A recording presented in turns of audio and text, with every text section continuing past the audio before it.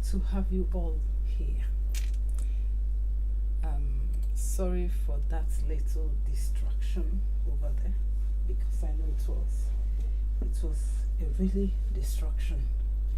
So I was just getting some things prepared, with the family. I went out, I came in, everything was in rush. I even removed my earring, but let me put it back. So how have you all been doing? Before we start, let's just run some things off. And with the children, that is how it's always, especially in these holidays. So how have you all been doing? Today we're gonna talk about something very crucial and important, because I've heard this all over from most couples. So I decided I'm going to treat it today. So I don't know.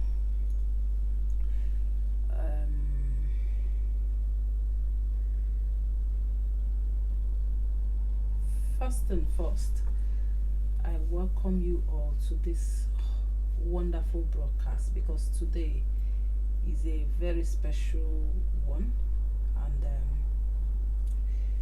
is the, should I put it, the type that we don't overlook. We cannot overlook this, because this is so crucial in our daily lives.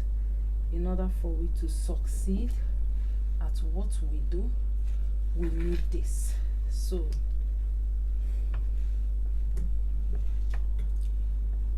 this thing is not standing well, so I just have to. So please, as we are coming in this live section, please like and share this live, because I'm only streaming on 2 places. I know I'm live on YouTube, and I also know I'm live on Instagram. So I think I'll leave this on so I can be seeing it from here. I may leave so many things on. I may leave so many things on here. So sorry for this little crack noise.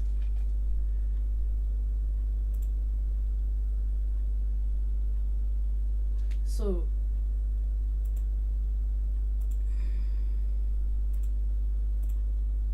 sorry for the noise. Bing bing bing bing bing bing bing bing bing bing bing bing bing. So how are you all? Have you all been doing? I've been great. Thanks be to God for a life well done. He has done so great things for me and my family, and I can never take him for granted.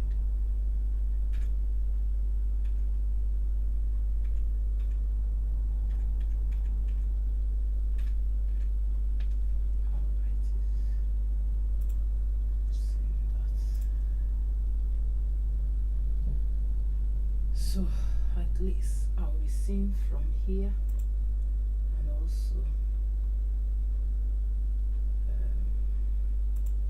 I'll be seen from here. It's okay for me to come over here.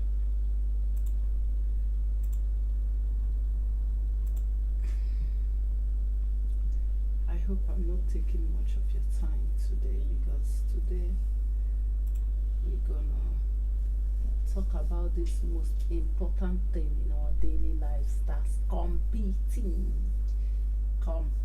Please, as you are joining, I'm not seeing this interface well because my battery is down, so I'm trying to make sure everything is in place. I want to place it.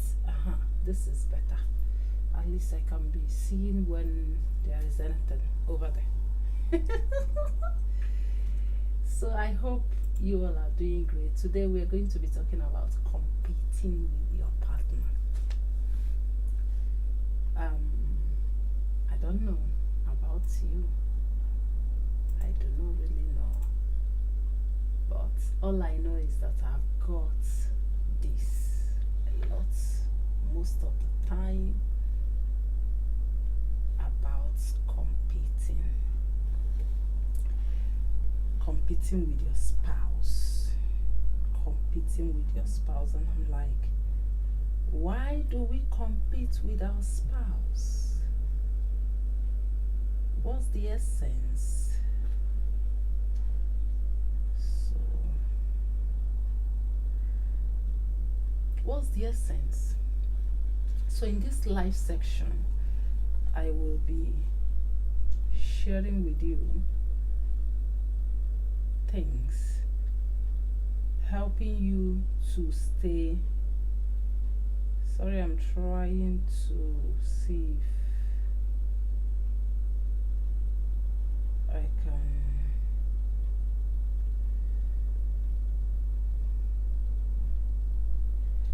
Anyway, let's put this apart to avoid distraction too. So, I have one question I want to ask you. As we are going to be talking about how to stop competing, how to stop competing with your spouse and start building a real connection. Because I have seen this in so many marriages, that the spouses compete among themselves. So I'm like, are you supposed to be competing? So, but I believe that these things happen because we are ignorant of some certain things. Because if you are aware that when you compete with your partner, it's going to create more issues, more problem in the future, I don't think you will do them. But I know there are so many reasons a lot of people compete, but I'm not into that. But my point is competing with your spouse, your partner, the person you are living with in the house. So I decided to, make this as a live section today for we to talk about this. Feel free to let me know what you think, your thoughts in the chat if you're watching on YouTube, and if you're watching on Instagram, let me know what you think in the comment section. Or you are watching the replay of this on YouTube, feel free to let me know. So, but I have a few questions. I'll call it, let me just say one question to ask you. Are you tired of feeling like your relationship has turned into a competition instead of a connection?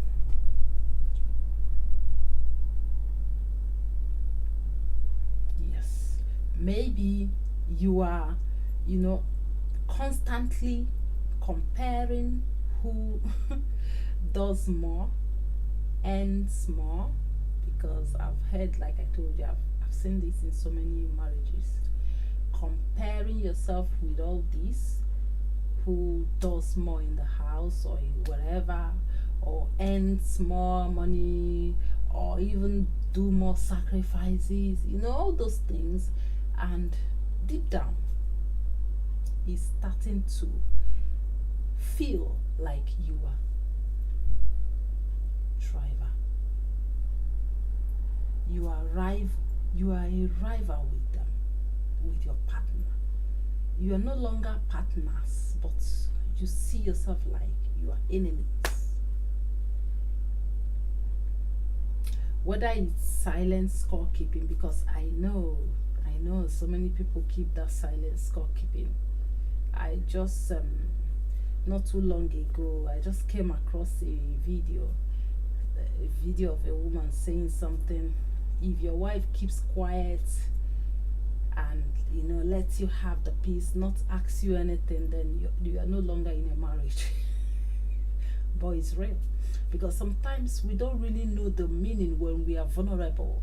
We don't really know the meaning when we show these concerns. So some people prefer just don't talk, just leave it there, and in their mind they think they are still having that loving, happy marriage. No, it's no longer what it is. So whether it's silent scorekeeping, yes, you heard me right, emotional disconnection or detachment, you can call it detachment, because they are no longer attached, they are detached, or communication breakdowns, this is not what marriage was meant to be. I just want you to know this. Yes, I want you to know this. You got to know it. So today we are diving deep. Yes, you heard me right. We are diving deep into why we compete in our marriage. In your marriage, you see yourself competing with your spouse, there is a problem somewhere. There must be a why it's happening. In the same life section, we're also gonna talk about how this creates relationship problems, and emotional disconnection. And the exact, we're also going to give you the exact tools to break the cycle of competition in your relationship or in your marriage. If you have ever asked yourself this question, how do I stop competing with my partner, then this live section is for you. Honestly, this live section is for you. So we will cover marriage advice for men, healthy relationship tips for couples, and relationship communication strategies that actually work, that I know for sure. So if you are ready to rebuild trust, teamwork, and emotional intimacy, don't scroll away. Yes, you heard me. This conversation, this chat we're gonna have here could be the breakthrough your relationship have been waiting for. So if you are new here, maybe this is your first time of seeing this face, or you are just popping into this channel for the first time, you're welcome. I'm Maryann Nnaji, and this is Relationship Advice with Maryann. So, your relationship coach, let's get into it fast. Yes, you heard me right. So the first thing first, we're gonna give you in this live section, we have series of what we will share with you. And the first is why we compete with our partner. Yes. The second one we're gonna talk also is the hidden damage, not even danger, the hidden damage competition causes in our relationship. And the third one is the mindset shift, because I'm gonna shift your mindset tonight in one way with the tools available. The mindset shift from rival to teammates or teamwork, work as a team. And the other one, the fourth one we're gonna talk also in this section is 5 tools. I'm going to give you tools to break the cycle. Yes. And the fifth one is rebuilding the us, creating partnership. That's all we will do in this live section. Then we'll end it, we'll summarize. So first thing first, let's start with the why we compete with our partner. Why do we compete with our partner in our relationship? This is a critical question we need to answer, because if we do not answer this question, I wonder if we're gonna get the answers, because we really need to work on this and know why we are doing what we are doing. Honestly, we may not even know we are competing. To be honest, some people deliberately, some of you deliberately compete for so many reasons. You have your reasons why you do that, because I know some of them, some of these reasons. And some of you compete without knowing you are competing. So you're gonna know, why do we compete?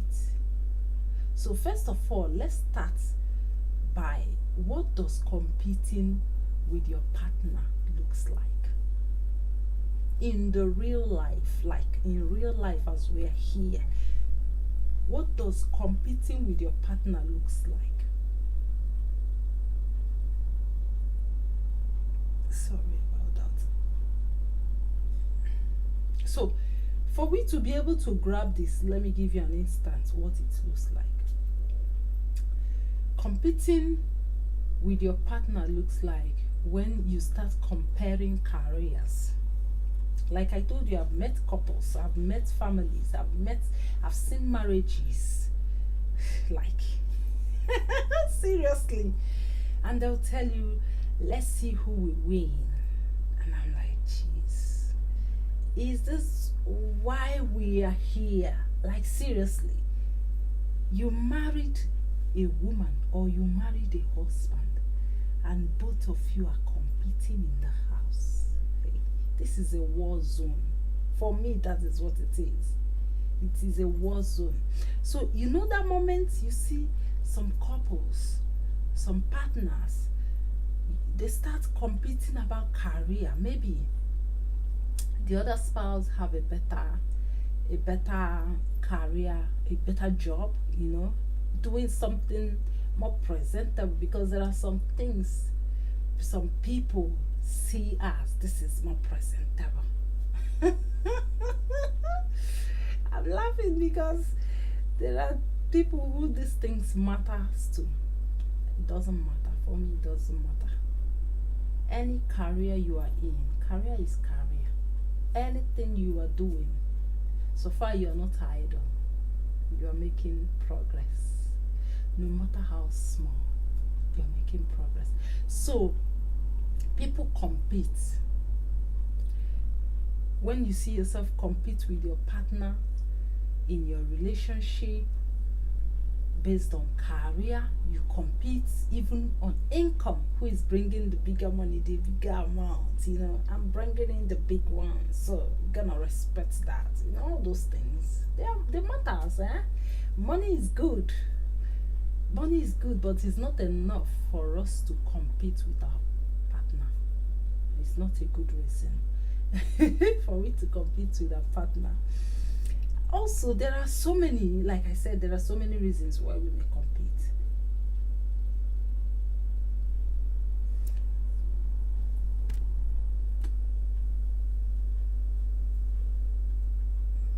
And one of them is,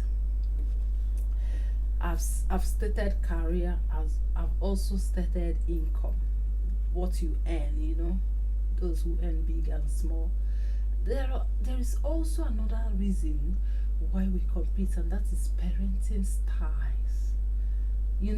That moment you are not talking to your daughter or to your son, and the other partner is like, you are not talking to this child, talk to this child, talk sense into them, train them, or maybe. So the other one will tell you, I wasn't trained up that way. That wasn't the way my parents trained me. My parents trained me that we do what we like, we do this, we do that. And, they start competing for no just cause. That is it. I hope you are getting the stuff I'm trying to bring here.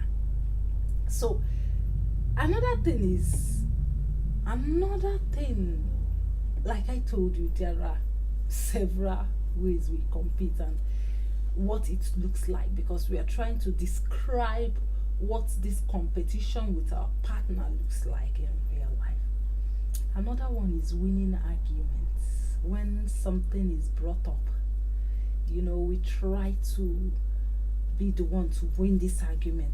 It must be me, I'm gonna. No. There's also other ones, one upping each other's maybe accomplishments or sacrifices or anything. There are so many ways this happens. So the thing there is, now we have known what it looks like, because first you're gonna know what it looks like, what this competition of a thing looks like in the real life. It's not just what we are saying in real life, because sometimes you might say, I'm not competing with my partner or with my spouse, but in reality you are. Only if you can be able to get clear picture of what is being said, that is when you, I didn't know that one is also competition. Yeah. Yes, you heard me right. So now that we have known what it looks like in the real life, let's look at the root causes of why people compete with their spouse. I'm not talking about you competing with people out there. I'm talking with your family, with your spouse, your partner, your husband, your wife, the person you are living with as a partner, as a So the thing there, the thing there is that you cannot know the root causes of these things. Here I have 4 reasons. I'll give you 4 reasons here why what causes this competition with your partner. And the first one is childhood programming or family dynamics. Depends on how the family grew up or trained the children, how the way the family is programmed. But childhood programming is number 1 reason why most people compete with their partner. Now, I'm not telling you this based on guessing. No, I am telling you this based on observation, based on the knowledge I have gathered on this. Now, childhood programming can be that moment you are very young. Like I have 4 children. Let me use myself as an example so you understand what I mean. In as much as it's not happening in terms of, but I just want to give instance. I have younger children right now, which I'm bringing them up into the world. But then, how am I bringing them up? So if I concrete in them that we're going to be competing, even in our working place, There are so many places, but let's start with the childhood.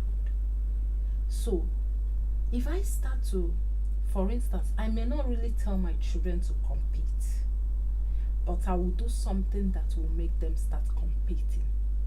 And what is that? Let me share it. For instance, if I start telling them,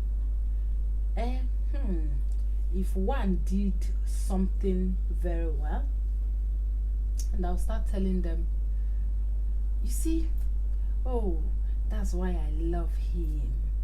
That's why I love her. She does the best. She does this. He does that. I start praising one. Indirectly, I am telling others to start competing.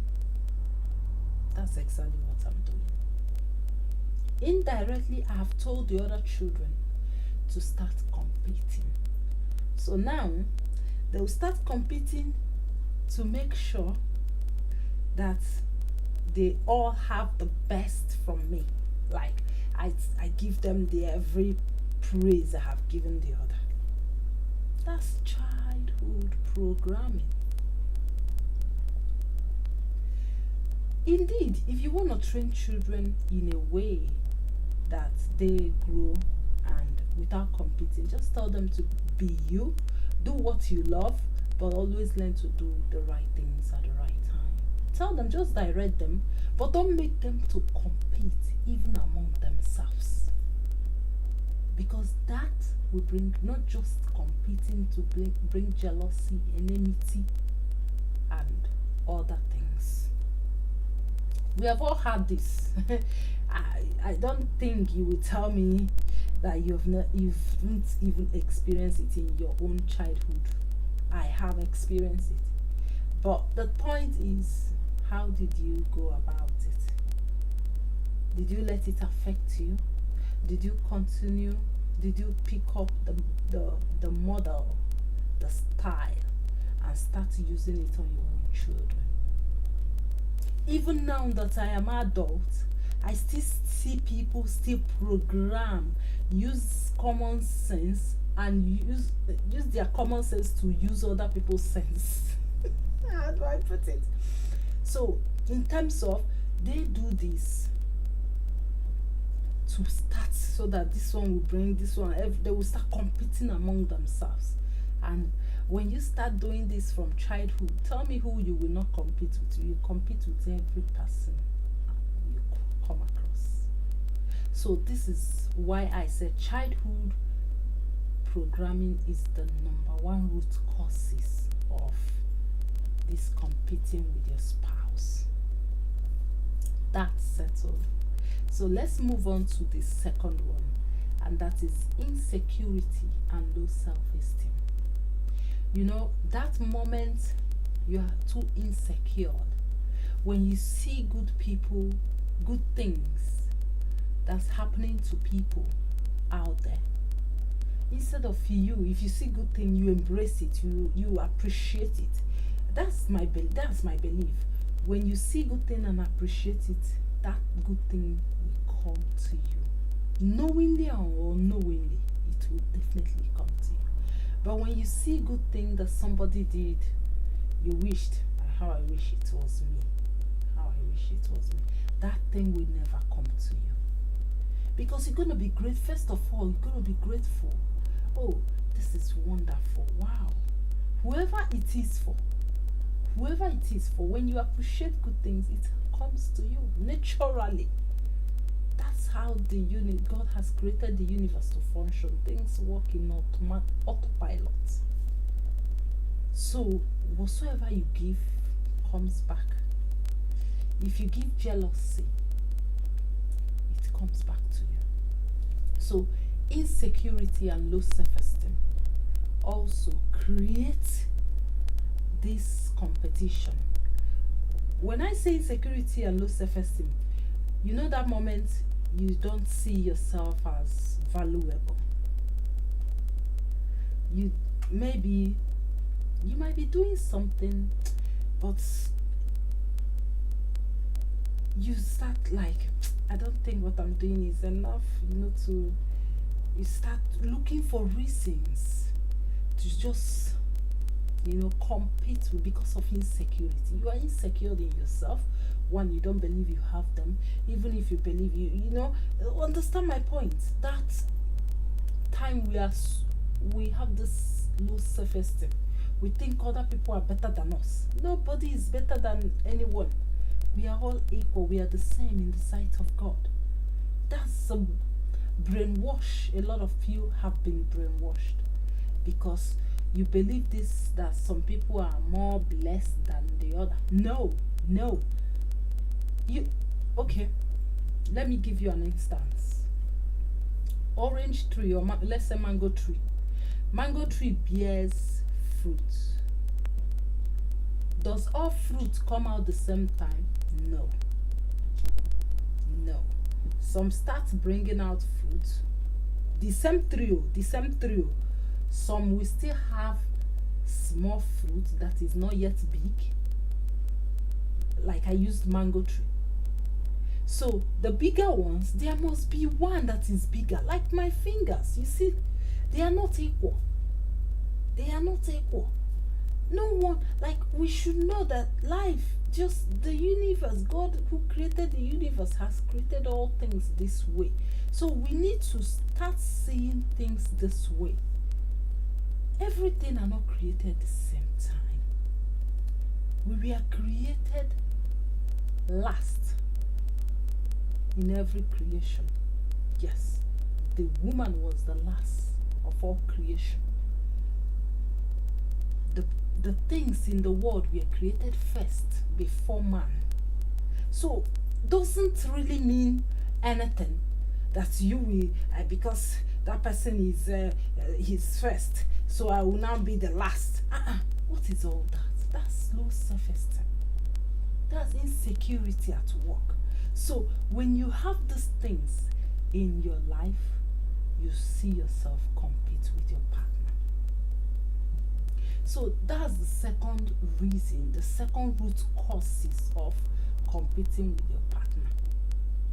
Now, the third root causes of competing with your partner is societal norm around individualism.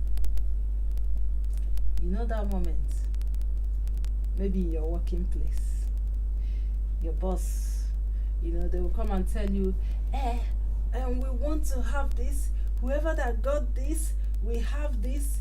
You start competing to be the highest, to get. These are all just programmed for we to compete against one another. So, societal norms are also parts of the root causes why most couples compete with their partner. Now, the fourth one is lack of emotional security. Yes, you heard me right. When you have these emotional issues, you have no safety. So, lack of emotional safety or insecurity is part of it. That's the number fourth reason why most people compete with their partner. So I want to let you know that competition is not like competition often marks fear. When you see yourself start competing, it means that you are afraid that somebody is gonna take some position away from you. So you're gonna do your best to make sure you are in a safe space.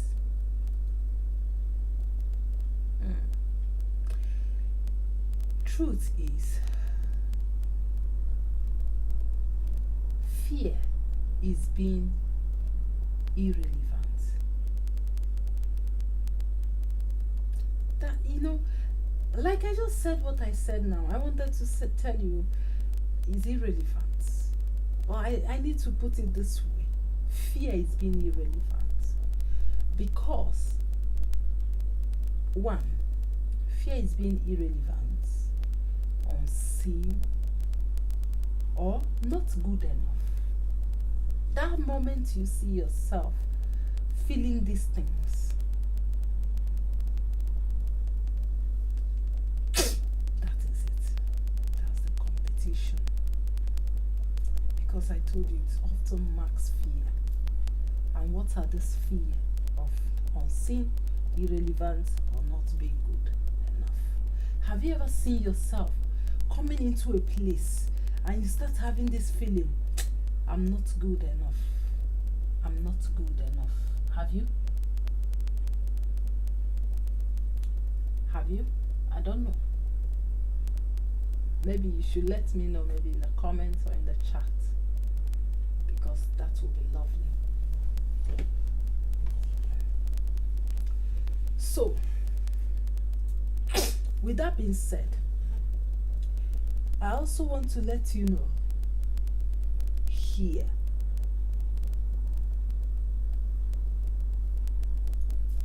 sorry about that. The truth is, your partner is not your rival. Don't see your partner or your wife, your husband as a rival. No, they are not. They are not your rival. They are not your rival. They are not. Don't see them as that. They are supposed to be your teammate. They are supposed to be your teammate, not your rival. So, this is what I want you to know about. I hope you can relate.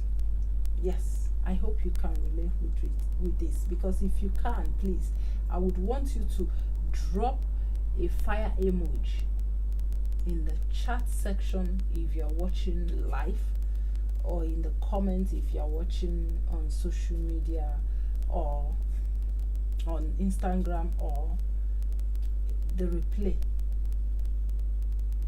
Drop in fire emoji in the chat if you have ever felt like you are low-key competing with your partner. You know, we have that low-key competition and high-key competition. That time we go back to back. We don't give a damn. We don't fear any nonsense. That is it. But when you go low-key, let me know down. That time you are doing it silently. No one knows what you are going through. No one knows what you are doing. So let me know in the chats or in the comments if you are watching the replay or on social media. So, with that being said, as we wait for your comments down below, I would want you to, please, let me use this opportunity again. If you are watching, please remember to like and share this broadcast so that other people can be able to join us. Yeah, please like and share. Thank you and God bless you. Let's continue with the live section. And that takes us to the second thing we are going to talk today, and in this particular stuff, and that is the hidden damage competition causes. Because I know if you know the hidden damage, you will not be doing them at all. Yes, there are hidden damage competing with your spouse can put you in. The first one is it will erode trust and vulnerability. You know that moment you want to trust someone, you want to just, let things be and trust someone, you will no longer be doing that.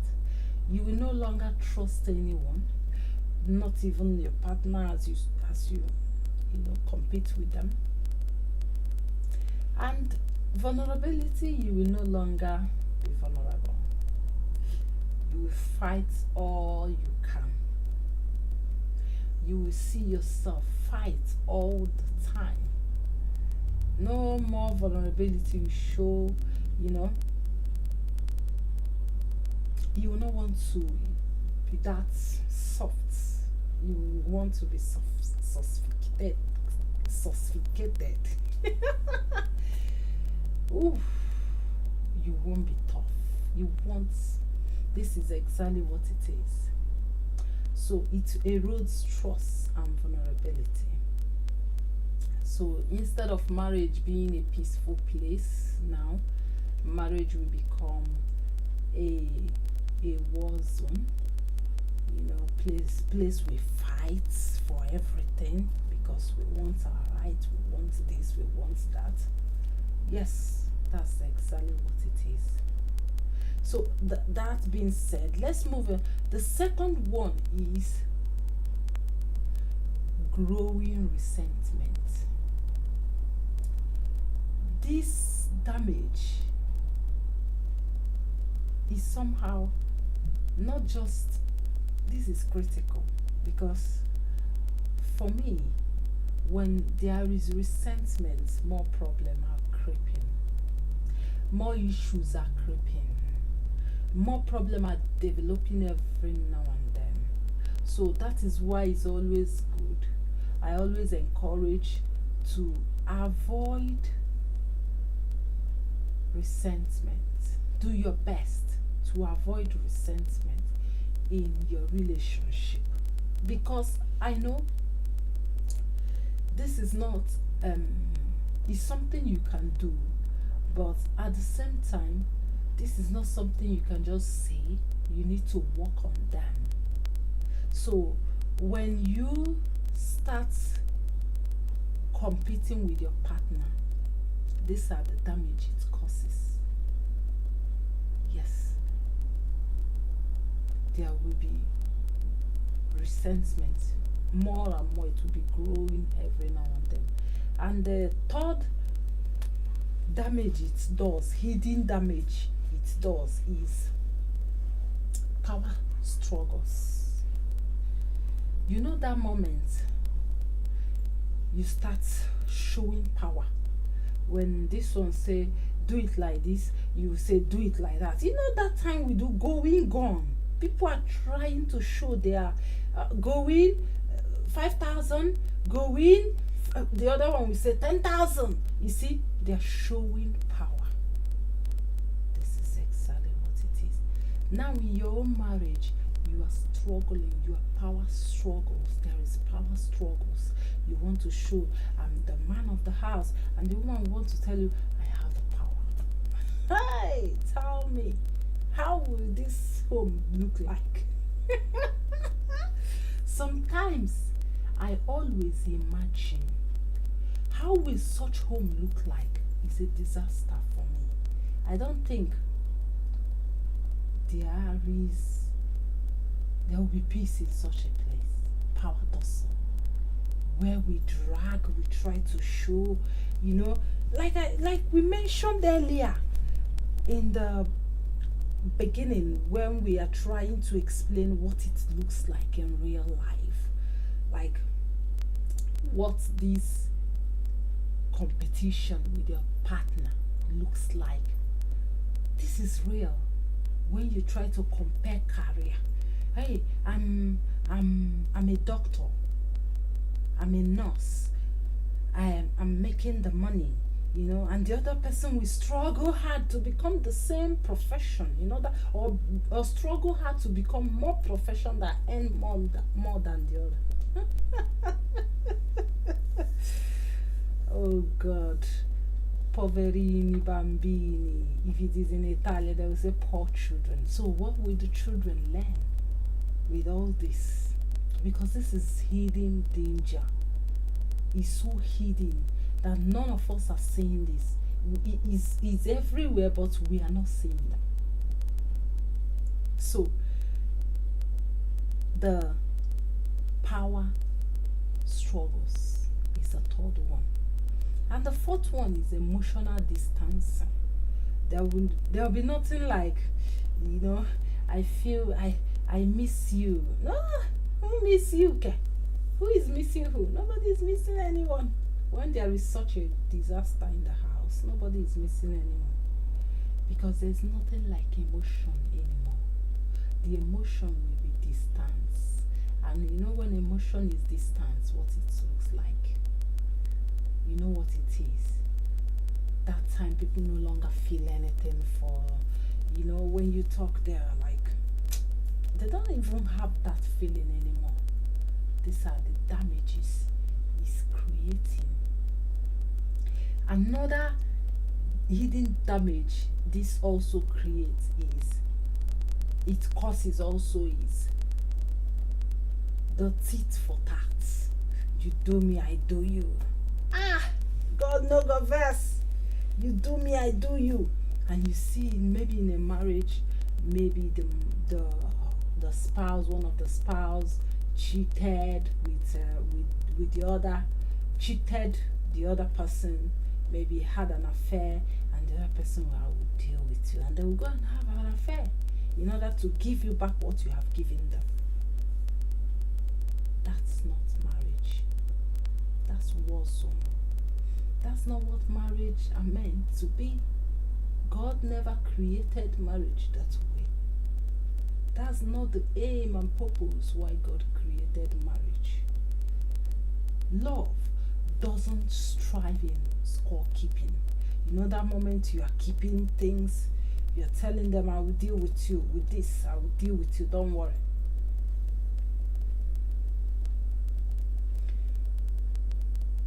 This is it. Love thrives in generosity and grace. Not just generosity, in generosity and grace. Yes, that's what love strives in. And when everything becomes a transaction, intimacy dies. You know what I mean by transaction? You know, when you put in something, you want it back. That's the transaction. That's when we do business. You know, in business, you don't put in something without expecting gain in return. No, nobody does such a business. So when people give, they want something in return. That's transaction. So that is when everything becomes a transaction. You give love, they expect you to give it back. You must give it back. I give you one, you must give me two in return. That's so war zone, not marriage. Not marriage. Not marriage. Honestly, not marriage. The thing that always touches me is the children involved. Children seeing this, hearing this. What will their own life look like? They will grow up the same way. And you are trying to tell me that children, you are telling them that you should fight for. Yes, it's good for we to fight for our rights. I'm not doubting that. To be honest, I'm #1 fan when it comes to fighting for rights. I will strive, I will do everything possible to get things done if I'm interested in it. So the thing there is, I am not saying it so you go lie low and no. I'm saying it so you watch what you do and see if you are in alignment on how marriage is supposed to be. Because for me, that is not a marriage if you are living in competition with your partner. You are not even at peace. That's one thing. All the time, your mind will never be at peace because you are thinking you don't know what next. Because as you are doing tit for tat, because it's part of it, as you are doing tit for tat, another person behind you whom you are doing that will also be doing tit for tat. So it's like when you're sleeping with one eye open. That's what it looks like. You will not have peace to sleep cool with two eyes closed and chill and relax. You always sleep with one eye so you know what's going around. No. That's not marriage. So my point here is I want you to reflect on this. Where in your marriage are you keeping score? Like, are you keeping some scores for your spouse? You did me this, you did me that. I must pay you. I must repay you with this. I must repay you with that. And if you have reflected on something that comes to mind, I want you to say, I have done this, in the chat section or in the comments if this is hitting home, because definitely I know some of you are competing. You are competing with your partner, and it's unhealthy. It's unhealthy. So with that being said, that takes me to the third part of this life section, and that is the mindset shifts. I told you I'm gonna shift your mindset tonight. Trust me, I'm gonna do that. And the universe, God, the creator of life, source of life, will take charge. Yes, I'm gonna shift your mindset tonight. All right. So let's begin. I want you, because I know that as you are competing with your partner, there is something you have in your mind that makes you think your partner is the enemy. He's the enemy. He's the bad one. He's the enemy.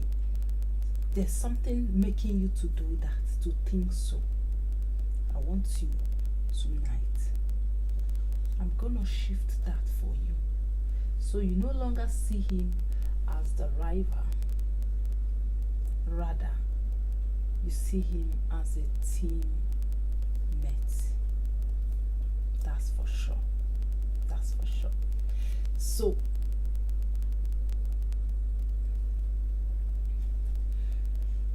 So first thing first, let's start with the shifting from me versus you. You know that moment when you start telling me, yes, me, you did me this, you did me that, to us. I will shift you from that me versus you to us versus the problem. Because the problem is the problem. In as much as somebody might do something that causes the problem, they are not the problem. They are just who they are, but the problem is there. But it's just that they are connected a bit with the problem. So I want you to disconnect them. Disconnect the problem from the person. And that is when you start solving issues.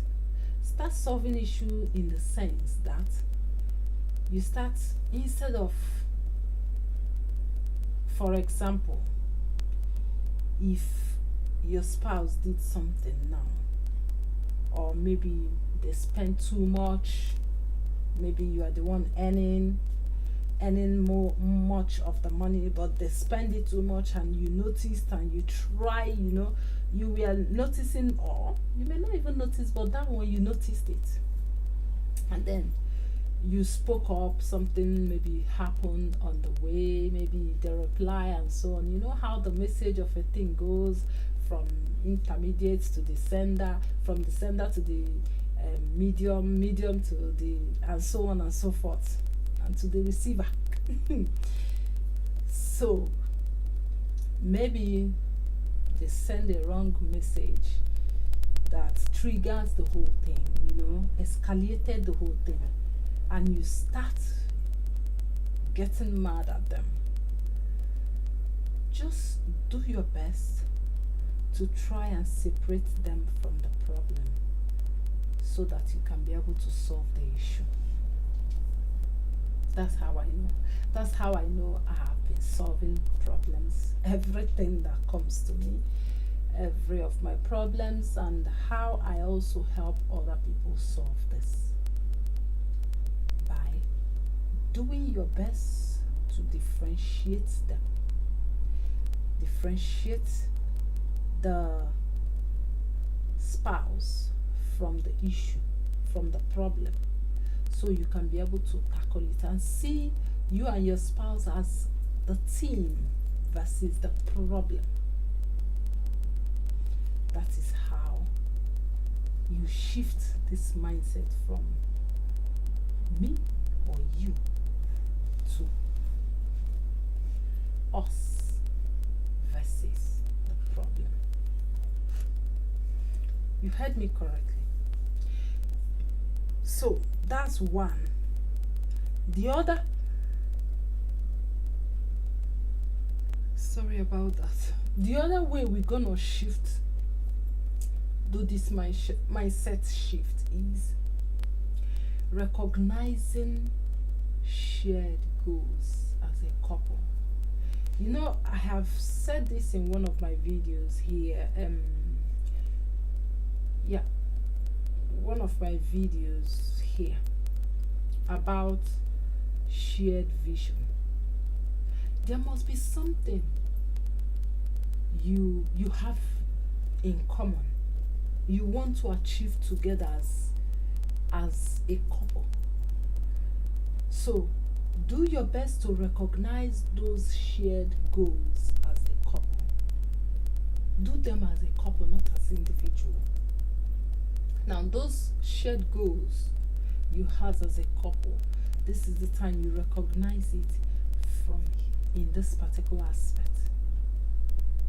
So you remember, oh, we are in this together, we are doing this, like we want to achieve the same thing. So when you do this, you no longer see your partner as the rival, you see him as a teammate.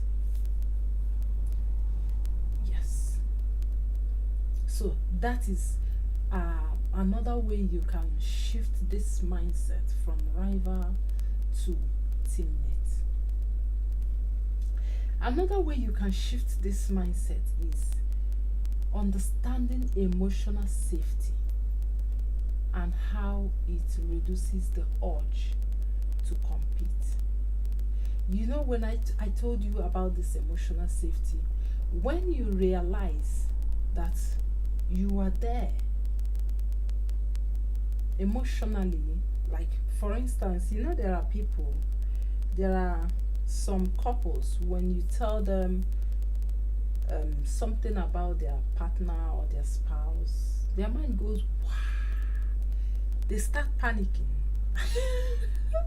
They start panicking. They are not as safe. They are not emotionally safe. They are not emotionally safe.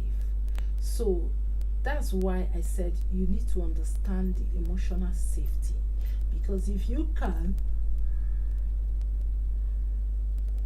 it can help you reduce the urge to compete. Then you realize, I'm enough.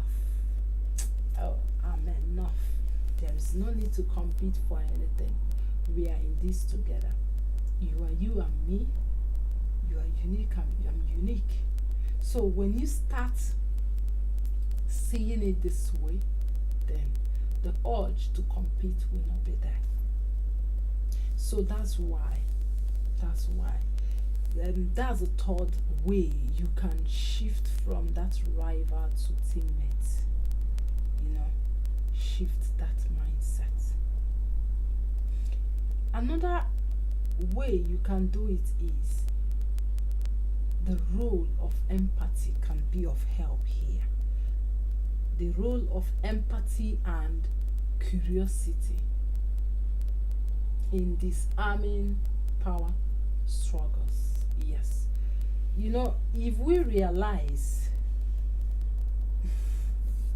sometimes I laugh, because when I come across this power struggle, it reminds me of something that there is this couple I saw one day, and I was just watching. So I discovered that the man was trying to, I don't know, he may not necessarily want to do that. He may not necessarily want to do that. But sometimes, we don't really get it until we embarrass ourselves.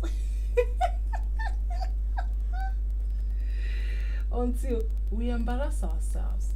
So I noticed that this woman was there, doing what she was doing. I don't even know exactly what she was doing. And expecting the man to interfere when the man's supposed to interfere. The man didn't interfere. So, that moment you're just there citing all this and taking notes in your mind. So I was just there watching. And this woman needed the man to interfere. But the man didn't interfere at the right time.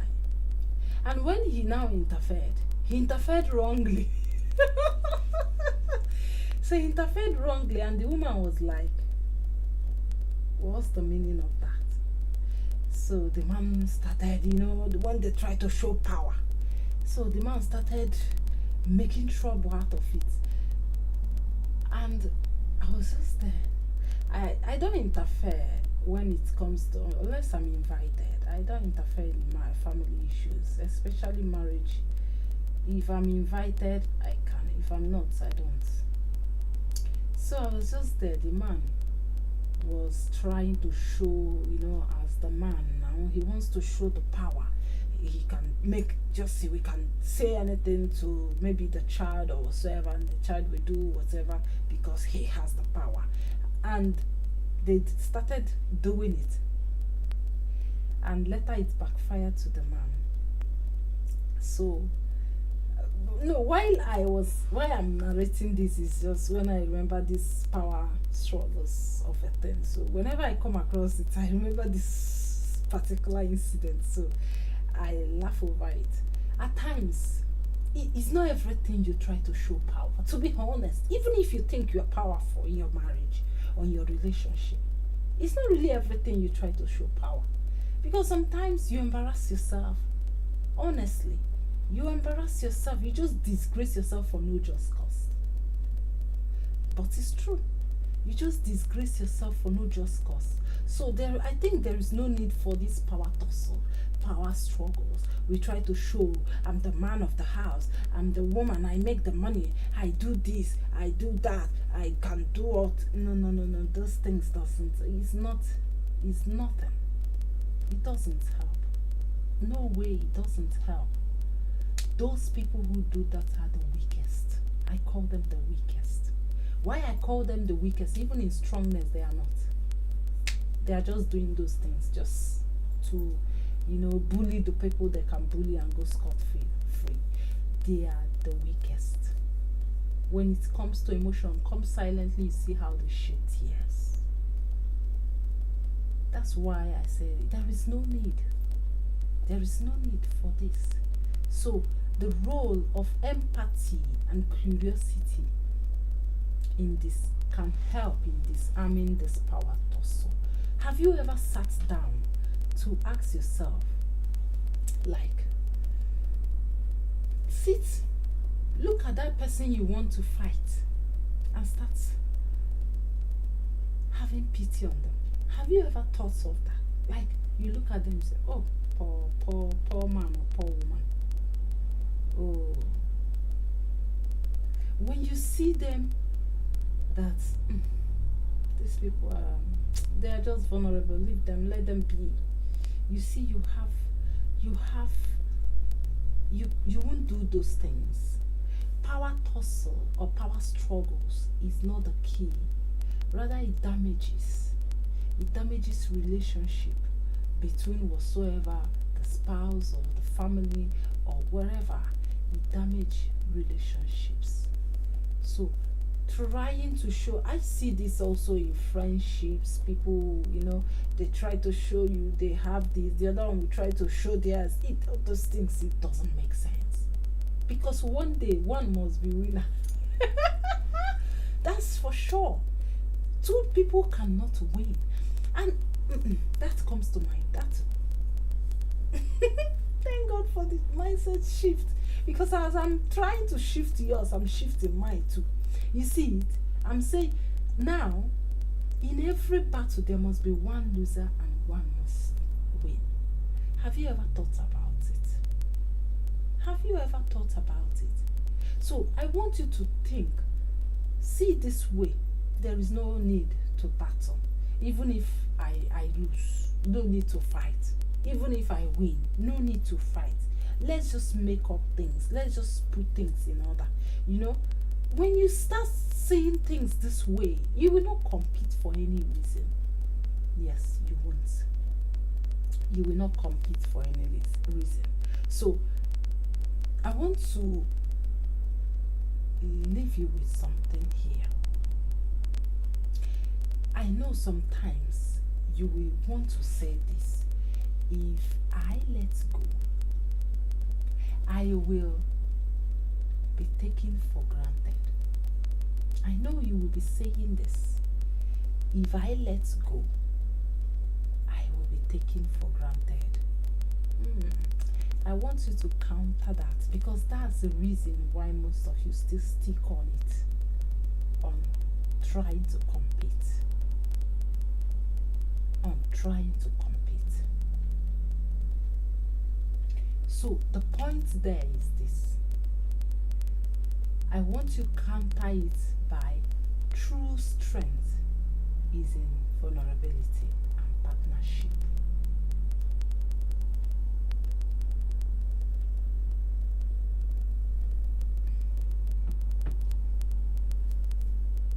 True strength is in vulnerability and partnership, not in control, not in trying to be the in charge, to be the one in charge. No, not in control. So that's what I want to let you know. Yes, I have a quick exercise for you, and that is, I want you to think of one area where you can collaborate instead of compete with your partner. Yes.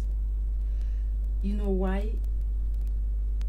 I don't know, but think of one particular way you can collaborate with your partner instead of competing. It can be in finance, you know, how you make money or whatsoever, who makes more. Collaborating instead of competing. It might be parenting. It might also be emotional support. I want you to think of it and share it in the chat. I want you to share in the chat or in the comments if you are watching the replay or watching from Instagram. So that is what one exercise I want to leave with you on this particular section. And that takes me to the next section. That's the fourth section here. Here we are going to be, you know, I told you first, second, third, and we are on the fourth one. And this fourth section is the section where I give you the tools to break the tools to break this cycle of competition. Yes. So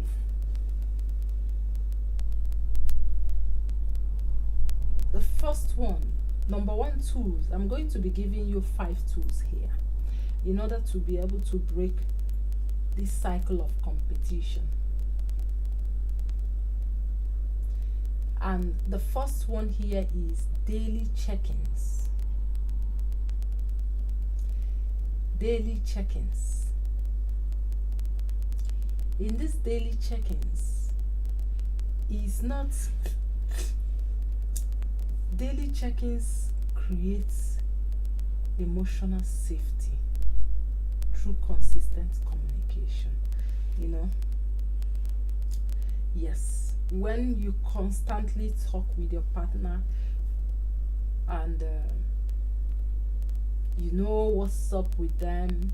You go to work, you come back, who's taking, you call, how are the kids, and all those things. It helps. It builds emotional safety through consistent communication. Now, these daily check-ins is not just logistic, because I know you might be thinking just to ask. No, no, no, no, no. These daily check-ins are on feelings. When you check on their feelings, their stress levels, and even their needs.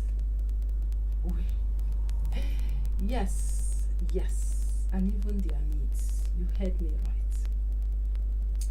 Have you ever called your spouse to ask them, oh, how are you? How are you feeling? Are you okay? Are you fine? Like, you check on other people who are not your partner, who are not your spouse, who are not close to you. Maybe they may be your friends or colleagues. Once in a while you check on them, check up on them. Have you ever called your spouse or partner, to know how even their stress level, what's stressing you, or giving them ideas or on what to do to be able to reduce those stress levels, or even their needs?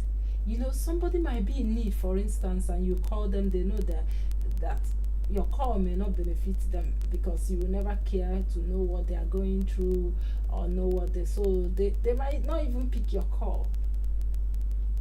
So have you ever come across or call your spouse to check up on their needs, like what they need now? Have you ever done that? Because this is the first thing for you to break that cycle of competition. Yes, that I know for sure. That I know for sure. So, the thing here is, you're gonna start doing daily check-ins. When I say daily, I mean daily, like every day. Yes, daily check-ins. That's how to break that competition cycle. Sorry about that. And that takes me to the second tool for this breaking this cycle, and that is replace scorekeeping with appreciation. How many times have your spouse done something for you and you really show appreciation by letting them know you noticed their kind efforts, or maybe even thank you is enough? Thank you. It may not necessarily, you may not,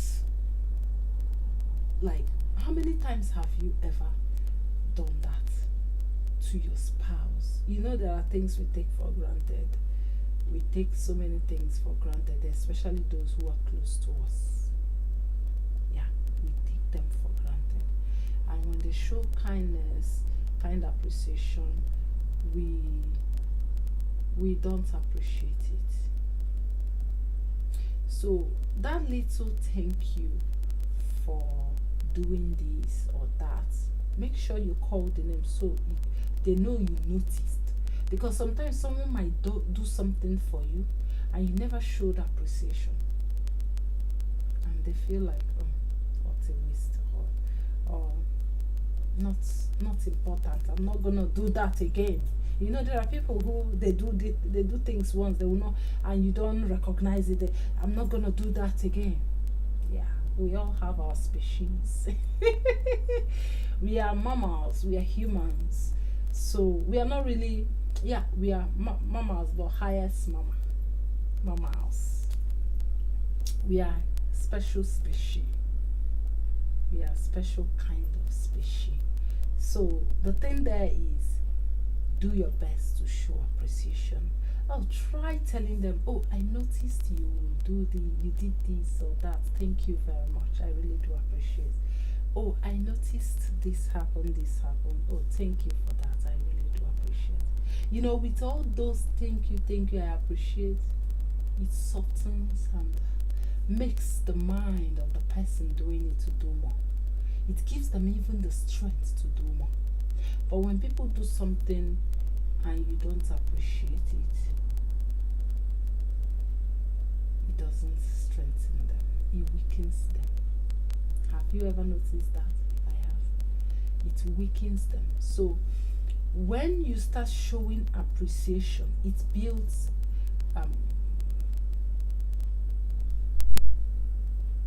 building appreciation in your life. Let me put it this way. When you start doing your best, to show appreciation to people or your spouse, to show appreciation to your spouse that they did this and you appreciated it, or you noticed that they did that, you thank them for it. It helps build the gratitude culture. So this time is no longer comparison, trying to compete with him or her, but this time working as a team. So with that being said, that takes me to the third tool we need tonight in order to break this cycle of competition, and that is collaborative language. Collaborative language is such a tool we need in order to elevate our marriage, our relationship to the next level. Why do I say that? Because I know that those language helps us a lot. Those language helps us a lot. So that's what I know for sure.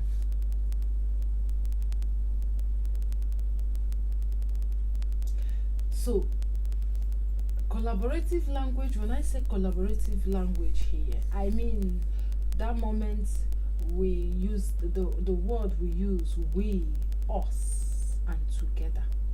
We need to, that is a collaborative language. When you say us, it means everyone involved.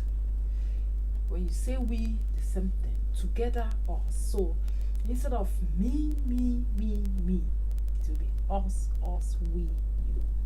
Not you. Us, we together. My voice is going, why? So that is the thing. So always learn to use these collaborative languages because it helps. That's what helps in building your relationship, building your marriage, to avoid also the competition of it. Because to be honest, there are times somebody might say something I may not really pay attention, and I know it happens to every one of you out there. I may not really pay attention in terms of picking each word then, because things were moving fast, But after some minutes or some time, the wordings, the languages will start lingering. It will start singing, and I will, okay, did he say we? Did he say what? So you start calculating. Oh, and with that language, that's what helps next time when you see the person you feel like to have something again with them, because they use the right language. But if they use the wrong language, you will not want to see them again. So that's why sometimes I know, in as much as I know things happen just as fast as things may. So things might be happening, you might not be in the right mood. That's why we always want to give ourselves the benefit of doubt. At least we don't take everything we hear in one sitting as that is fine. No. So that is it. I want you to always, frame disagreements around mutual goals. This is the only way you can, use this tool effectively. So when there is disagreement, frame that disagreement around your mutual goals. With that, you are using a collaborative language, and it will help stop competition cycle in your relationship or in your marriage. So with that being said, that takes me to the fourth tool we have tonight, and that is conflict pause button. I love this one so much. I know you may not understand, but don't worry. I will explain. Don't worry, relax. I love this one so much. Conflict pause button. What does that mean? What it means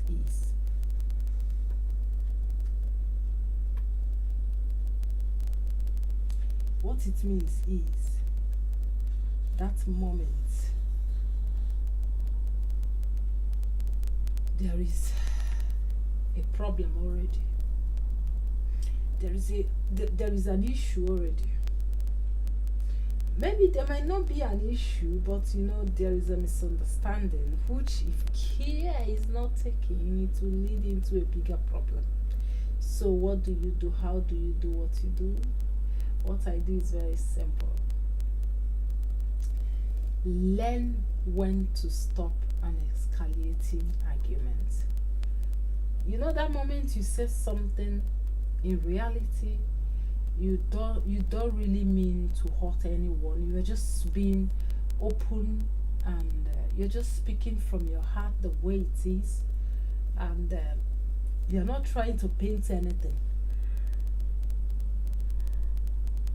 You are not even angry, but you are just pouring things out, and the other person misunderstood, and started an argument. Maybe your spouse, they started an argument. Then the next thing, any slightest thing you say or they say might lead into what? Escalating problems. To escalate to the level you can't even control it. So what do?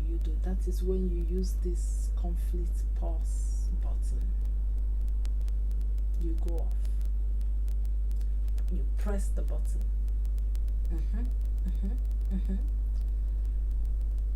How do you go off? How do you press the button? There are two ways. I can give you two, one or the other. The first way you can press the button or go off is create a safe word. When I say a safe word, I mean a word you can use that way, and then you go your way. As simple as that. It may sound simple, but sometimes it's hard to apply. Sometimes the words might not really come, because I know how these things function. You might be faster. So that is one. The other, or you create signal to take space. Signal in the sense, for instance, I've seen few people do it when they hear something that might make them to talk much, argue too much. They behave like they didn't even hear what you said. So if you stay with someone who does that a lot, and when you say something, they just pretend they didn't hear what you said. I know they are only avoiding that, but then you're gonna make it clear, so it doesn't seem like you are ignoring, because on the other side there is a disadvantage to that one.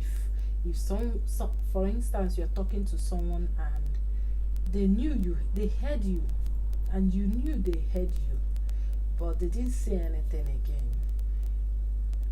For me, I don't know, everyone is not the same. I may give them benefit of doubt, to know why it's happening, or tell them or confront them. But sometimes the truth is, sometimes we don't even say them. We have it in mind that this person has ignored us. And instead of that, we find ways to create more problem around it. That's why it's better to use signal. Like signal, for instance, you cannot really say a particular word if you cannot get a safe word to use. Like for instance, someone says something, you can just, please, can I have a nap? I'm tired. When you say something like that, the person know you don't even want to talk about it. So give them the benefit of doubt and let them be. That's safe space.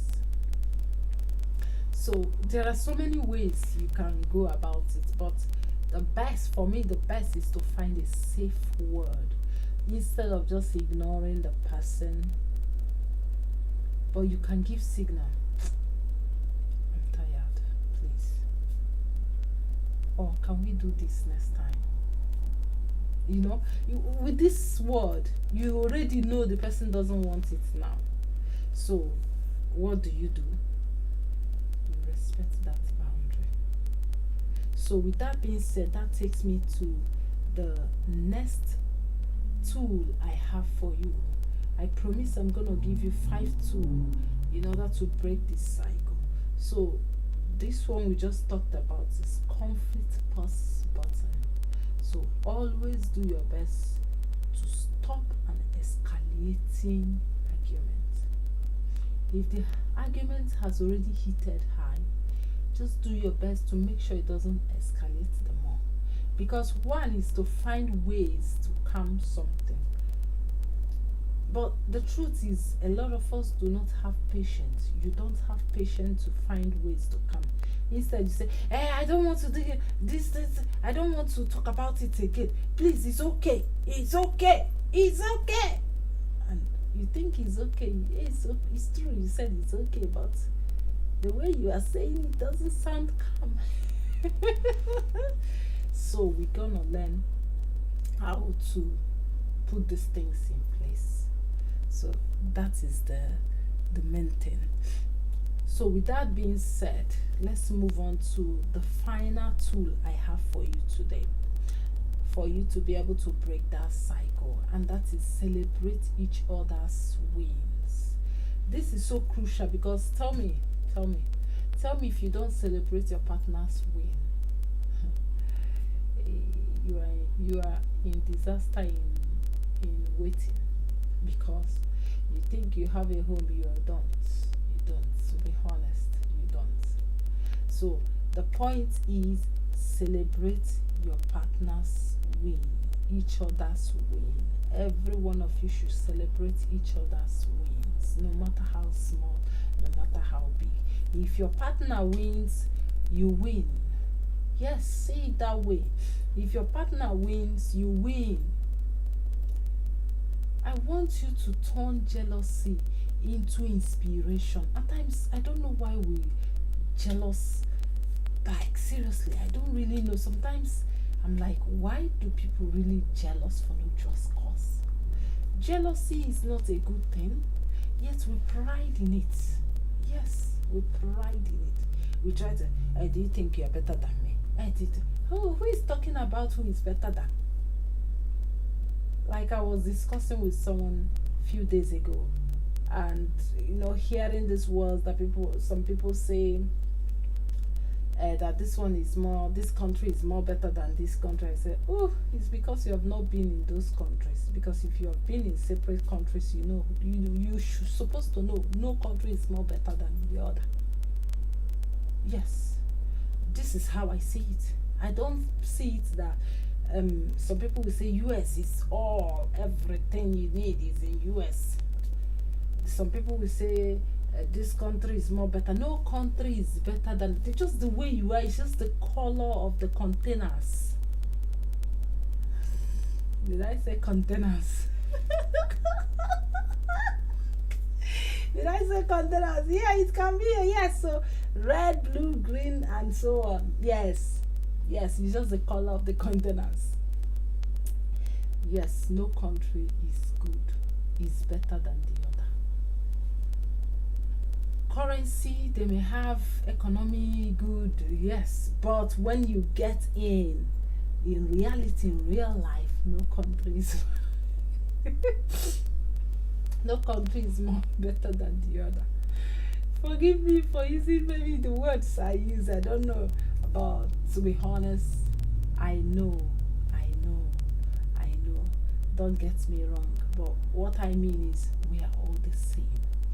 We are not here to compete. We are not supposed to be jealousing one another, especially your spouse. How would you be jealousing your spouse? The person you are living with in the same home, you sleep with, you, unless you don't stay in the same house with this person, is another different ball game. But if you are living under the same roof with such a person, you are not supposed to be jealousing or competing, because I know these are the things that make people. There is one I heard one day that said, I am now doing this, I am now doing that because she's doing this, and I'm like, what the hell? Like, seriously? Oh no, this is low self-esteem at work. I said anyway, it all shows in them. It all shows out. So stop living this life and do your best to turn jealousy into inspiration by not competing with your. If your partner win, you win. That's how I see it. If my partner win, I'm a champion. Yes, and if I win, he's a champion. That's it. Yes, we are all winning together. We are all doing the winning the same time. We are all winning together. If I win, he win. So we should do our best. You should do your best to, celebrate your partner's wins, celebrate your own wins as well, and encourage one another, because you are in that. You are in the same ship. Yeah, two captain in the same. Should I call it two captain? You are in the same ship. If there is any struggle in the ship, do you know the people you are carrying in the ship will sink? Even your ship will sink, and both of you, everything will sink. That's the thing you are not thinking about. That's the thing you are not thinking about. So you're gonna be careful so you don't bring external problems into your home. Yes. So you don't bring external issues into your home. I know why I'm saying that, because just like this ship, what sinks the ship is not what they are carrying, it's what comes in, the external things that comes in, the water that goes into the ship is what sinks the ship. So when you are competing with your partner, you are giving external body to come in. I've seen a lot of that. That is that would be a topic of another day. People like to bring in external bodies into their affairs. Let people judge, let them come and see us, and you think you're doing yourself good. No, you are sinking your life too. You are sinking your relationship. You are sinking your marriage. So that is why you need to pay attention to these things. So before I round off with this, I want to ask you one question, and that is, which of these tools do you wish or want? Do you want to try first? Let me know. Type the number in the chat or in the comments if you are watching on social media or on replay. Let me know in the chat section or in the comments, and I will know which one you are going to take first. Which one of these tools you are going to try first. So with that being said, that takes me to the fifth part for this section before we finalize. And the fifth part for this section is rebuilding the us. You know, that moment you creating partnership in your relationship. That moment you're doing collaborative work in your relationship. That is what we are here for now. So sorry, I think my voice is changing. I don't know. Maybe the weather is not good now for me. So we are going to talk about three things. And the first one we are going to talk about is vision casting.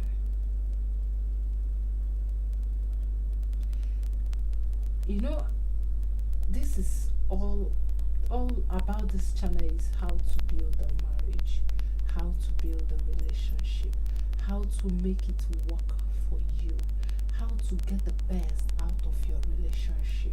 Not really based on you, but based on everyone benefiting from that relationship. And I've always talked to you about shared goals, shared values, and shared everything. You're gonna have shared dreams. You know, I told you that I don't think you, excuse me.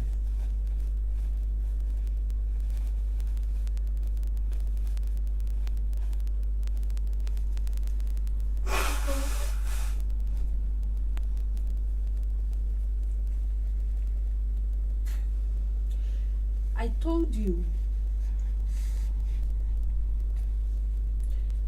that I don't think you can get mingle with someone you don't have anything in common with. Before you get married to somebody, I think it's one of those things we do check or we do try to know about our partners, our partner, our spouse before we get entangled with them. And we try to ask them what their dreams are, what they want to achieve in life. You know, that moment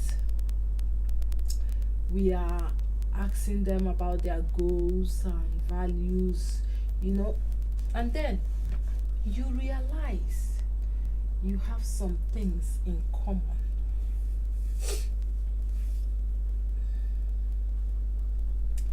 And then you realize you have some things in common with your partner.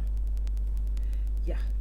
So in this particular aspect, I know very well, I know vividly well that before you get married to your partner, even before you started having issues, you have shared goals, you have shared dreams, you have shared values. The things you value are you have in common, the things you want to achieve, and this thing you want to achieve, the other person want to achieve. So it means it's a shared goal and values or dreams or whatsoever. So you're gonna start rebuilding this. Start working on those shared dreams to be able to achieve that. Start working on. I came across something. Was it last year or this year? I can't remember. Is it either LED? No, it's last year. I think it's last year. I came across some metrics about you know, when you want to check about your spouse compatibility, the compatibility between you and your spouse, because I've heard this several times. People say you're not compatible with me. You know, you hear this from couples, we are not compatible at all. And then I'm like, okay, how come if you were not compatible, how come you came together? How manage you came together as a couple and things still work till you got married? And so this was the question I keep asking before I come in contact with this metrics, yeah. And it's based on compatibility, about the karmic law, you know. So the thing there is, you're gonna start working on this shared value, dreams, and goals, because they are so crucial. Yes, in our daily lives, they are very crucial. We need them in order to be able to rebuild that us. If that us is now having issues, is now having problems, we need to fix it. We need to rebuild it. When a house, you build a house and the house starts having cracks, having issues, you renovate. It's the same thing in marriage. I've not seen a house that gets old and it's just like that and they remove the foundation and start afresh. No, what they do is renovate. So you rebuild your relationship, rebuild your marriage. So the other thing we are going to talk on in rebuilding this us is celebrate interdependency, not codependency. That moment when you are there, a lot of you don't do this, and that is why the us is having a problem. Yes, the us is having an issue. When you don't do these things, the us will suffer. Yes, when I say the us, I mean the we. The team will die. It will suffer. So you need to celebrate the interdependence on this issue. And then another thing is practice mutual elevation. Now, how can I support you this week? You ask your partner. This is what it is. Practice mutual elevation. Elevate one another. Ask them, what can I help you? Or what can I help you do? Or how can I support you? How can I make this work for you? But the thing there is that we are too much into me, that we forgot we have someone beside us. We have someone close to us. We have someone that needs our attention, and the marriage will suffer, the children will suffer, the relationship will suffer, and the children will grow with this mindset, thinking that the world is like this everywhere. No, this is not how the world is. This is not how the world is. God created this world. When He created it, they said everything was so beautiful. He says so. He now puts man last. So the point there is, I even said God created man last. I think no.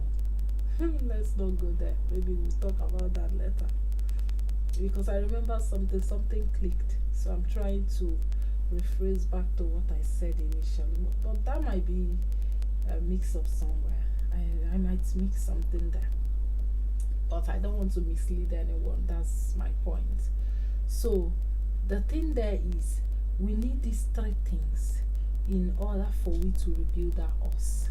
So these three things are the vision casting. That moment you have that shared goals, shared dreams, shared values as well. So that is it. And the other one is celebrate interdependence instead of codependence. Then practice mutual elevation. Elevate one another. Help one another. In any way you can, support one another. That is the only way we can build and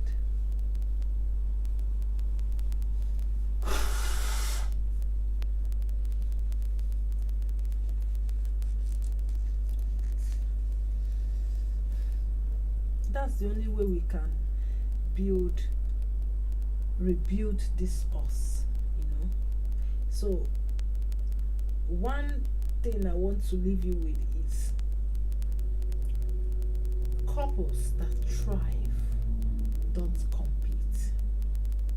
That's what I want to tell you. The relationship that is thriving, there is no competition in it, rather there is collaboration. Yes, they complement each other, they support each other, they grow together even. That's what I want to let you know. So if you want your relationship to thrive and you are thriving as well as a couple, what you're gonna be doing is not competing, rather you'll be complementing each other. You can complementing each other, I mean, is if they do this, complete what they have done. You know, don't try to show them I can do more than you. This is how we do it, you know. This versus that, Enugu versus Anambra, US versus UK. A lot do this in their marriages, and I'm like, what the world? How would that home look like? I keep asking this question because I know even homes that doesn't do that, I know how it looks like to compare the one that does that. So that is the thing. With that being said, let's round off this live section. And I'm gonna be leaving with you three. Let's summarize anyway. First thing first, let's summarize with this. I want you to know that competition is a symptom. You must know this. Competition is a symptom, not the root. Yes, because there are roots to it. There is root, but competition is not the root. Competition is a symptom. You know, when someone is having before headache or whatsoever, before anything, you know, you start having some little kind of, maybe before someone have fever, you see them, they start feeling cold, you know, maybe there is this kind of cold, they start feeling too cold. That's symptom, not really the issue. So competition is a symptom, not the root. And another thing I want to summarize with you is shifting the mindset is key to succeeding, to avoiding, to stopping competition in your relationship. Yeah, mindset shift is a key to making this happen for you. And the final one I want to summarize with is practical tools helps rebuild trust and teamwork. So these tools we have shared with you here right now in this live section is a tool you need in order to stop and rebuild every trust and work as a team. Because I know, as you know, all those power struggles and everything, there is no longer trust in all those things. When you practice those things, there's no longer trust. So first thing first is to rebuild trust, and then teamwork, and every other thing will work in place. So with that being said, Right now, I invite you to follow me on Instagram. If you are watching or you are seeing this live section anywhere, anytime, I encourage you to, you know, follow me on social media. My social media handle, that's Build the Marriage at in Instagram, even on Facebook. On Instagram is Build the Marriage. The same thing on Facebook, Build the Marriage, and on YouTube is Build the Marriage. Yeah. So the handle is Build the Marriage on YouTube. So I encourage you to follow and subscribe if you have not subscribed to us, to our channel. And I also want you to join my coaching program if you need help in any of this we have just described today, or in your relationship, even if there is no particular thing maybe I've said that related, I don't know, but join my one-on-one coaching section, you know, by emailing me. If you want me to coach you in your marriage, feel free, because this is what I specialize. This is where I specialize in marriage and spiritual growth. So you can email me at maryann@buildthemarriage.com. That is where, when you send me an email there, then we'll take it off from there. We'll have maybe Zoom, depends on your need, because everything depends. If you want one-on-one, if you want me to coach you with your partner or your spouse, feel free, we are here for you. And the other thing I want to share with you here is this. I want you please to share this live section, like and share this live section, or even tag a friend who needs to hear this, because this is so crucial. They also need it. Yes, they need it. And the other final thing I would want to share with you here also is to download my free worksheet. I have a free worksheet I created specially for you on building a strong, supportive relationship. It's available now down in the description on YouTube. You can also see that, I think you can also see that in my bio on Instagram. So feel free to download this this worksheet is free.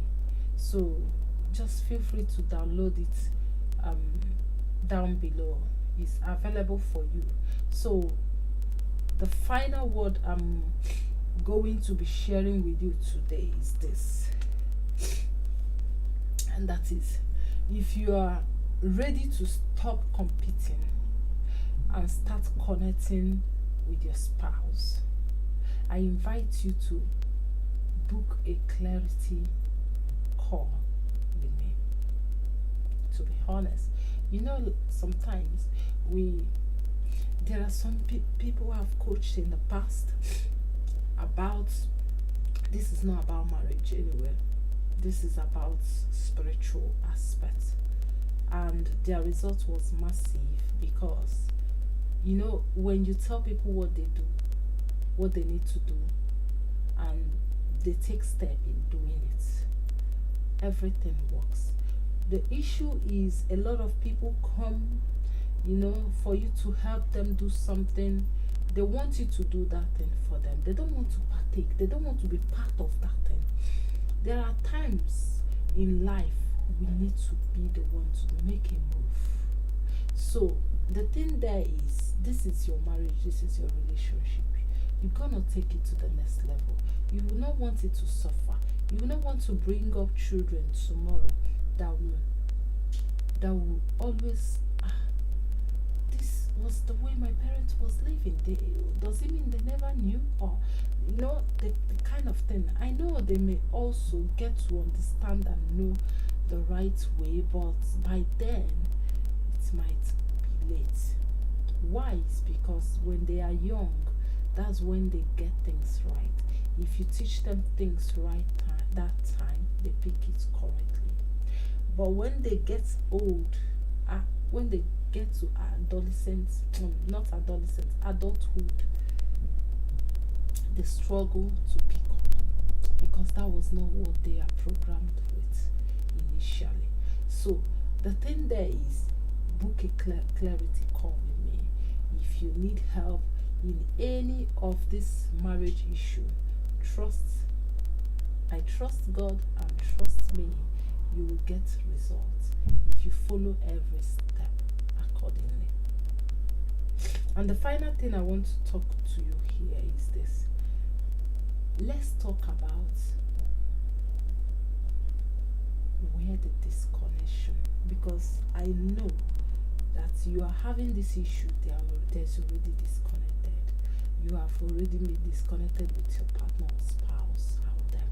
So in this clarity call we are going to have, if you're interested, you book me.